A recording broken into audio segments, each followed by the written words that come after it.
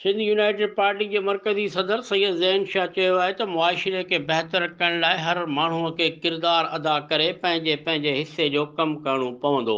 हू ॻोठु वली मोहम्मद कीड़ियो में मीडिया सां ॻाल्हाए रहियो हो। हिन चयो त हर शख़्स खे घुर्जे त हू मुल्की सतह ते या क़ौमी सतह ते, सूबाई सतह ते या पाड़े ऐं बिरादरी सतह ते, पर कुझु न कुझु करे ज़रूरु, छाकाणि जो इहो ई इंसान ऐं जानवर में फ़र्क़ु आहे। असांजे दीन इस्लाम बि चयो आहे त ख़ैरु उन्नास मई यनफ़ उन्नास, अवां मां बहितर इंसान उहो आहे जंहिंजो वजूद ॿिए लाइ फ़ाइदेमंद हुजे।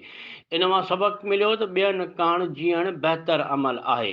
सैयद ज़ैन शाह इहो बि चयो त असांखे पंहिंजो मुहासिबो हिकु ग्राउंड ते थींदड़ मैच मां करणो पवंदो त असीं कहिड़ी जॻह ते बीठल आहियूं। मिसाल तौरु मैच दौरान ग्राउंड में चइनि क़िस्मनि जा माण्हू हूंदा आहिनि, हिकिड़ा तमाशाई, हिकिड़ा मुबसर, हिकिड़ा रेफरी, हिकिड़ा प्लेयर।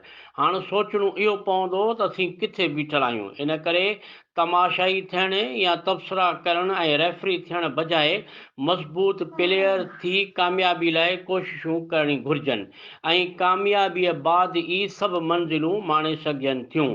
इन मौक़े ते प्यार अली जलालाणी ऐं SUP सिटी जो सदर क़ासुम सूमरो पिणु मौजूदु हुआ।